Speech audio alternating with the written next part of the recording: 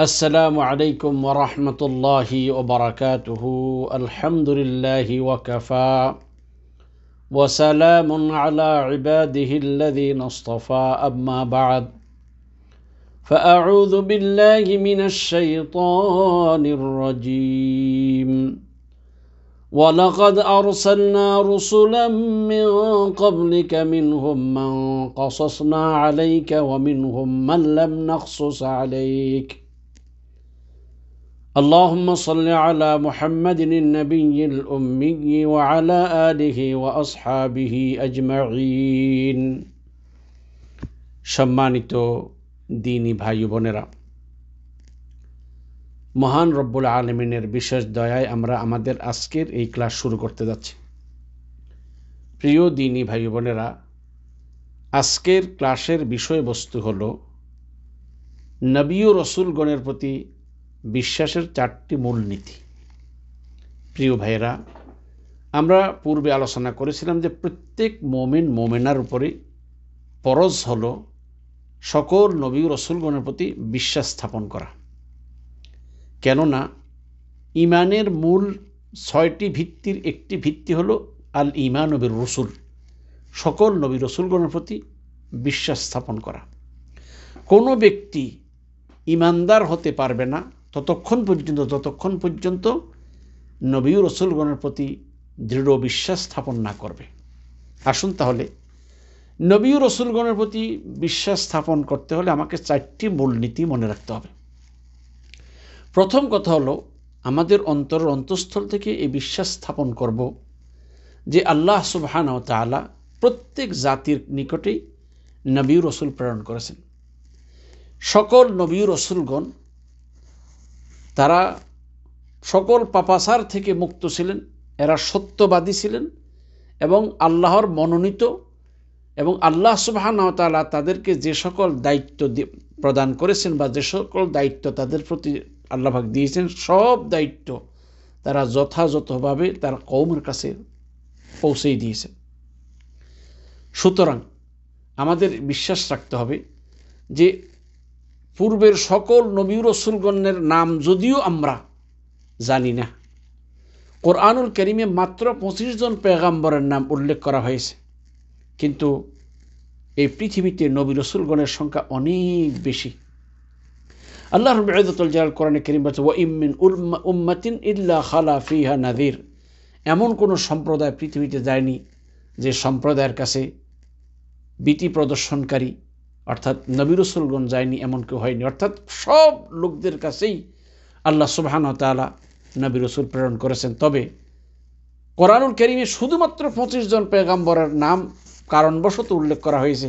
যেহেতু এই কিতাবের ভিতরে সকল নবী রাসূলগণের নাম উল্লেখ করার প্রয়োজন হয়নি, তাই তিনি আল্লাহ সুবহানাহু ওয়া তাআলা সব নাম উল্লেখ করেননি। তবে প্রয়োজন অনুযায়ী যেখানে যে সকল নবীদের নাম নেওয়ার প্রয়োজন মনে করেছেন আল্লাহ পাক, তাদের নাম কোরআন কারীমে নিয়েছেন, উল্লেখ করেছেন। সম্মানিত দিনী ভাইরা, তাহলে আমাদের এতটুকু বিশ্বাস রাখতে হবে যে আল্লাহ সুবহানাহু ওয়া তাআলা প্রত্যেক জাতির কাছে নবী রাসূল প্রেরণ করেছেন। এই সকল নবী রাসূলগণ সত্যবাদী ছিলেন এবং আল্লাহর পক্ষ থেকে যে দায়িত্ব তাদের উপর অর্পণ করা হয়েছিল তারা যথাযথভাবে সেই দায়িত্ব পালন করেছেন, তাদের কওমের নিকট সেই বাণী সেই দায়িত্ব পৌঁছেই দিয়েছেন। এখন আসুন, সব জাতির কাছে যে নবী রাসূল গিয়েছেন অথচ কোরআনে কারীমে মাত্র 25 জনের কথা আছে, এই মর্মে আল্লাহ পাক কোরআনে কারীমে বলেছেন সূরা গাফির 78 নং আয়াতে আল্লাহ বলেছেন, ওয়ালাকাদ আরসালনা রুসুলাম মিন ক্বাবলিক। হে নবী, আমি আপনার পূর্বে অবশ্যই রাসূলগণ পাঠিয়েছি। মিনহুম মান কাসাসনা আলাইক, তাদের মধ্য থেকে কারো কারো ঘটনা আমি আপনার কাছে বর্ণনা করেছি। ওয়ামিনহুম মান লাম নাকসুস আলাইক, এই নবী রাসূলগণের অনেকের আমি কি করি নেই, ঘটনা আপনার কাছে বর্ণনা করে নেই। এই আয়াতের দ্বারা স্পষ্ট হলো যে আল্লাহ সুবহানাহু ওয়া তাআলা প্রয়োজন অনুযায়ী কিছু সংখ্যক নবীর নাম উল্লেখ করলেও কোরআনুল কারীমে 25 জন নবীর নাম উল্লেখ করলেও কিন্তু নবী রাসূলের সংখ্যা আরও অনেক গুণে বেশি। ইনশাআল্লাহ আমরা পরবর্তীতে এই নবী রাসূলের সংখ্যা সম্পর্কিত যে আয়াতগুলো বা রাসূলের হাদিস আছে সেই কথাগুলো আপনাদের সামনে তুলে ধরার চেষ্টা করব ইনশাআল্লাহ। দ্বিতীয় নম্বর এখানে এই প্রসঙ্গে আরেকটা কথা মনে রাখতে হবে যে সকল নবী রসুলগণের দাওয়াতের মূল কিন্তু এক ছিল, অর্থাৎ হযরতে নূহ আলাইহিস সালাতু ওয়াস সালাম থেকে মুহাম্মদ রাসূলুল্লাহ সাল্লাল্লাহু আলাইহি ওয়াসাল্লাম পর্যন্ত, বরং আদম আসলাম থেকে মুহাম্মদ সাল্লাল্লাহু আলাইহি ওয়াসাল্লাম পর্যন্ত যত নবী রসুলগণ পৃথিবীতে এসেছিলেন, প্রত্যেক নবী রসুলের দাওয়াতের মূল ছিল তাওহীদ, এক আল্লাহর ইবাদত করা। সকল নবী রসুলগণের দাওয়াতের মূল তাওহীদ ছিল। প্রত্যেকেই সর্বপ্রথম তাদের জাতিকে তাওহীদের দাওয়াত দিয়েছেন। আল্লাহ রাব্বুল ইজ্জতুল জালাল কোরআনুল কারীমের সূরা আম্বিয়ার 25 নং আয়াতের মধ্যে আল্লাহ পাক বলেছেন, ওয়ামা আরসালনা মিন ক্বাবলিকা মির রাসূলিন ইল্লা নূহি ইলাইহি আন্নাহু লা ইলাহা ইল্লা আনা ফা'বুদুন। হে নবী, আপনার পূর্বে আমি এমন কোনো রসুল প্রেরণ করিনি যে রসুলের কাছে এই বার্তা পাঠাইনি, অর্থাৎ আপনার পূর্বে যত নবী রসুল আমি প্রেরণ করেছি, প্রত্যেক নবী রসুলের প্রতি এই ওয়াহি আমি নাজিল করেছি বা এই নির্দেশ তাদেরকে দিয়েছি যে এরা যেন মানুষকে এই দাওয়াত দেয় যে আল্লাহ ছাড়া সত্যিকার কোনো ইলাহ বা উপাস্য নেই, সুতরাং তারা যেন আল্লাহর ইবাদত করে। অর্থাৎ প্রত্যেক নবী রসুলগণ এক আল্লাহর প্রতি মানুষকে আহ্বান করেছেন, দাওয়াত দিয়েছেন। হযরতে নূহ আলাইহিস সালাতু ওয়াস সালাম থেকে মুহাম্মদ রাসূলুল্লাহ সাল্লাল্লাহু আলাইহি ওয়াসাল্লাম পর্যন্ত সকল নবী রসুলগণ সর্বপ্রথম তাদের কওমকে দাওয়াত দিয়েছে, ইয়া কওমি ইবুদুল্লাহ মা লাকুম মিন ইলাহিন গায়রুহু, হে আমার জাতি, তোমরা আল্লাহর ইবাদত করো, আল্লাহ ছাড়া তোমাদের সত্যিকার কোনো ইলাহ বা উপাস্য নেই। রাসূলুল্লাহ সাল্লাল্লাহু আলাইহি ওয়াসাল্লামও সর্বপ্রথম কি বলছে, ইয়া আইয়ুহান নাসু কুলু লা ইলাহা ইল্লাল্লাহ তুফলিহুন, হে মানব জাতি, তোমরা সবাই বলো লা ইলাহা ইল্লাল্লাহ, আল্লাহ ছাড়া সত্যিকার কোনো ইলাহ বা উপাস্য নেই, তোমরা সফল হয়ে যাবে। সকল নবী রসুলগণের দাওয়াতের মূল টার্গেট ছিল এক আল্লাহর প্রতি দাওয়াত, তাওহীদের দাওয়াত, একত্ববাদের দাওয়াত। তাহলে প্রত্যেক নবী রসুলের কাছে আল্লাহ পাক তাওহীদের বাণী পাঠিয়েছেন, প্রত্যেক নবী রসুল তাওহীদের দিকে দাওয়াত দিয়েছেন, এক আল্লাহর দিকে দাওয়াত দিয়েছেন।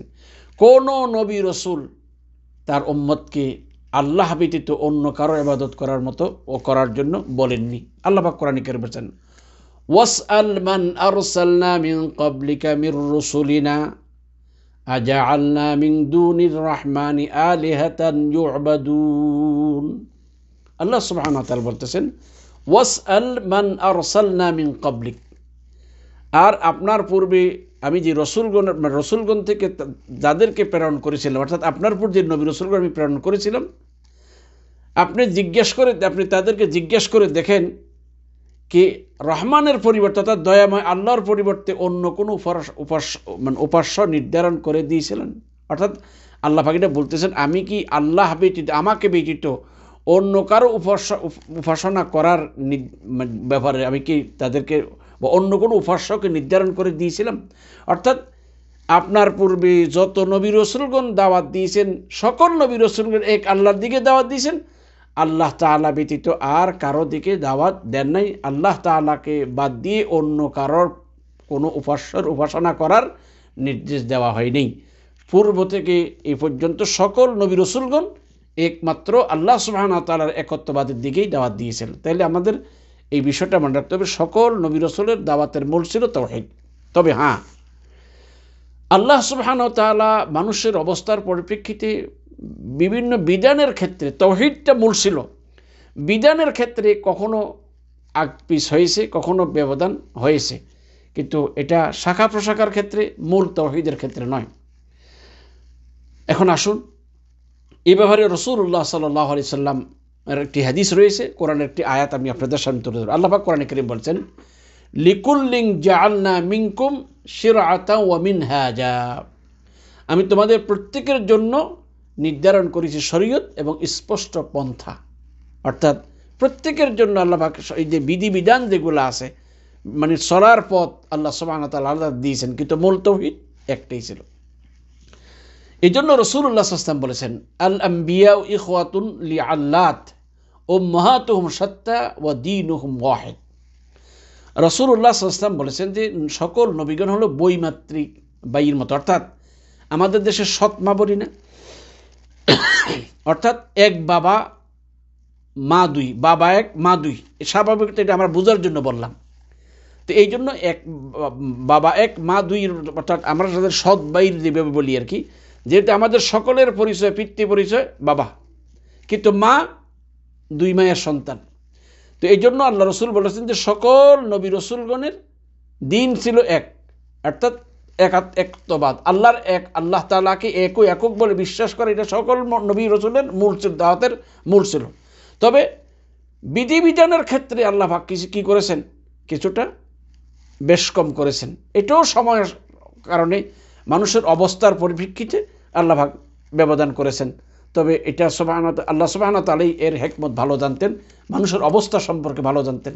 সুতরাং মূল বিষয় যেটা, এটা এক ছিল, শাখা প্রশাখায় সেখানে কি হয়েছে, পরিবর্তন হয়েছে। তাহলে আমরা প্রথম একটা মূল জানলাম যে আল্লাহ সুবহানাহু ওয়া তাআলা সকল নবী রসুলগণ, সকল জাতির কাছে নবী রসুল প্রেরণ করেছেন। প্রত্যেক নবী রসুলগণ মানুষকে সত্যের দিকে আহ্বান করেছেন এবং তারা নিজেরা সত্যবাদী ছিলেন এবং আল্লাহর পক্ষ থেকে প্রেরিত যে দায়িত্ব, আল্লাহর পক্ষ থেকে অর্পিত যে দায়িত্ব তাদেরকে দেওয়া হয়েছে, তারা যথাযথভাবে সেই দায়িত্ব পালন করেছেন, কোনো ত্রুটি কোনো নবী করেননি। তারপরে আসুন, দ্বিতীয় মূল নীতিমালা হলো যে কোরআনুল কারীমে যে সকল নবীদের নাম আমরা জেনেছি অথবা হাদিস দ্বারা যে সকল নবী রসুলগণের নাম আমরা জানতে পেরেছি, সে সকল নবী রসুলগণের প্রতি বিশেষভাবে আমরা বিশ্বাস স্থাপন করব। আর যাদের নাম আমরা জানি নাই, যাদের নাম সম্পর্কে আমরা জানতে পারিনি, তাদের প্রতি আমাদের ব্যাপক বিশ্বাস থাকবে যে এরাও আল্লাহর পক্ষ, আমরা তাদের নাম না জানলেও তাদের প্রতি বিশ্বাস আমাদের থাকবে যে তারাও আল্লাহর পক্ষ থেকে প্রেরিত ছিলেন, তারাও তাদের দায়িত্ব যথাযথভাবে পালন করেছেন। সুতরাং আমরা তাদের প্রতিও বিশ্বাস স্থাপন করব। তাইলে দ্বিতীয় মূল নীতি হলো যে সকল নবীদের নাম জেনেছি তাদের প্রতিও বিশ্বাস স্থাপন করব, আর যাদের নাম জানি না বা আমরা জানতে পারিনি তাদের প্রতিও বিশ্বাস স্থাপন করব। তারপরে চতুর্থ মূলনীতি হলো, তৃতীয় মূলনীতি হলো যে নবী রসুলগণের পক্ষ থেকে যে সকল সংবাদ আমরা পেয়েছি, এই সমস্ত সংবাদগুলো বিশ্বাস করব। যারা নির্ভরযোগ্য সূত্রে নবী রসুলদের ব্যাপারে যে সকল সংবাদ আমরা পেয়েছি তা আমরা বিশ্বাস করব। কোরআনুল কারীমে আল্লাহ সুবহানাহু ওয়া তাআলা যে নবীদের সম্পর্কে যা বলেছেন, এইসব বিষয়গুলো যা আমরা জানতে পেরেছি, এগুলো সমস্ত বিষয়ের প্রতি আমরা বিশ্বাস স্থাপন করব। 4 নম্বর সূত্র বা 4 নম্বর মৌলিক নীতিমালা হলো যে আমরা বিশ্বাস করার ক্ষেত্রে সকল নবী রসুলগণকে বিশ্বাস করব ঠিক, কিন্তু আনুগত্যের ক্ষেত্রে শুধুমাত্র মুহাম্মদুর রাসূলুল্লাহ সাল্লাল্লাহু আলাইহি ওয়াসাল্লামকেই অনুসরণ করব, ওই রাসূল সাল্লামের আনুগত্যই করব। এটা একটু ক্লিয়ার করে বুঝতে হবে। ঈমান আনার ক্ষেত্রে সকল নবী রসুলগণের প্রতি ঈমান আনতে হবে যে এরা আল্লাহর প্রেরিত রসুল, এদের প্রতি আমাদের বিশ্বাস, তারা নিষ্পাপ ছিলেন, এরা আল্লাহর পক্ষ থেকে প্রেরিত, আল্লাহর মনোনীত, আল্লাহ যে দায়িত্ব দিয়েছেন তারা যথাযথভাবে পালন করেছেন, কোনো খেয়ানত তারা কোনো নবী করেননি। এই ব্যাপারে আমাদের সকলের প্রতি দৃঢ় বিশ্বাস থাকবে। কিন্তু আনুগত্যের ক্ষেত্রে মুহাম্মদুর রাসূলুল্লাহ সাল্লাল্লাহু আলাইহি ওয়াসাল্লামের মাত্র আনুগত্য করতে হবে, অন্য কারো নয়। কারণ হলো যে রাসূলুল্লাহ সাল্লাল্লাহু আলাইহি ওয়াসাল্লামের আগমনের এই পৃথিবীতে আসার পর থেকে নিয়ে পূর্বের যত শরীয়ত ছিল সমস্ত শরীয়তের বিধিবিধান রহিত হয়ে গেছে। কিয়ামত পর্যন্ত এই পৃথিবীতে যত বিধিবিধান চলবে সবটাই আল্লাহ রাব্বুল ইজ্জতুল জালাল কোরআনুল কারীমের মাধ্যমে এবং রাসূলের মাধ্যমে যে বিধিবিধান দিয়েছেন এটাই মাত্র সারা পৃথিবীতে চলবে। কেননা অতীতে যে আল্লাহ সুবহানাহু ওয়া তাআলা বিভিন্ন কিতাব নাজিল করেছেন, তাদের ধর্মর ধারক বাহকরা সে সকল কিতাবকে বিকৃত করে দিয়েছে। সেই সব কিতাবের মূল কিছুই তারা রাখেনি। সেজন্য আল্লাহ সুবহানাহু ওয়া তাআলা কিয়ামত পর্যন্ত সারা বিশ্বের সকল মানুষের জন্য এমন একটি বিধান রচনা করেছেন যে বিধানটি সারা পৃথিবীর সকল মানুষের জন্য সমান। পূর্বের নবী রসুলগণের প্রতি যে বিধান ছিল, এক এক এলাকার এক এক বিধান ছিল, এক এক এলাকার মানুষের জন্য এক এক রকমের বিধান ছিল সেই এলাকার মানুষের অবস্থার পরিপ্রেক্ষিতে। কিন্তু আল্লাহ সুবহানাহু ওয়া তাআলা রাসূল ইসলামকে যেহেতু সর্বশেষ নবী করেছেন, আর রাসূল ইসলামের পরে আর কোনো নবী পৃথিবীতে আসবেন না, যদিও ঈসা ইসলাম কিয়ামতের পূর্বে পৃথিবীতে আসবেন, কিন্তু তার নবুয়ত বাকি থাকবে, কিন্তু তিনি এসে রাসূল ইসলামের অনুসরণ করবে, রাসূল ইসলামের উম্মত হিসাবে থাকবেন। তিনি আইসা নতুন করে ঈসাই ধর্ম বা ঈসা ইসলামের পূর্বের যে রীতিনীতি সে আর চালু করতে পারবে না, বরং রাসূলুল্লাহ ইসলামের নকশায় কদমের উপরে তাকে চলতে হবে। তাহলে সকল নবী রাসূলগণের প্রতি আমাদের বিশ্বাস থাকবে, কিন্তু আনুগত্যের ক্ষেত্রে মুহাম্মদ সাল্লাল্লাহু আলাইহি ওয়াসাল্লামকেই করতে হবে, যেহেতু তার মাধ্যমে পূর্বের সকল শরীয়তকে রহিত করা হয়েছে। কিয়ামত পর্যন্ত একমাত্র বিধান থাকবে যেটা মুহাম্মদ সাল্লাল্লাহু আলাইহি ওয়াসাল্লামের মাধ্যমে দেওয়া হয়েছে। আর এই জন্য সারা পৃথিবীর সমস্ত মানুষের জন্য একই রকম বিধান। আপনারা দেখুন যে আমেরিকায় যদি কোনো মুসলমান থাকে, বাংলাদেশে যদি কোনো মুসলমান থাকে, তাহলে বাংলাদেশের মুসলমানের জন্য যে যে কাজ করা ফরজ, আমেরিকার মুসলমানের জন্য সেই কাজ ফরজ, ইউরোপের মুসলমানের জন্য সেই কাজ ফরজ, অস্ট্রেলিয়ার মুসলমানের জন্য সেই কাজ ফরজ। এক কথায় সারা পৃথিবীর সকল মুসলমানদের জন্য আল্লাহর বিধান মানা একই রকম।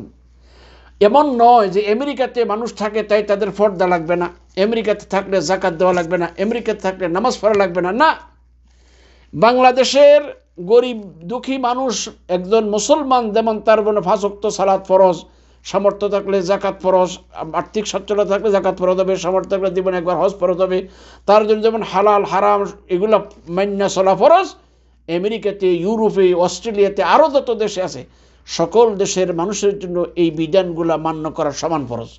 কোনো দেশের মানুষের জন্য স্যাক্রিফাইস নাই যে ঠিক আছে আমেরিকাতে থাকলে কিছু ছাড় দেওয়া যাবে, সৌদি আরবের মানুষের জন্য কিছু ছাড় দেওয়া আছে না।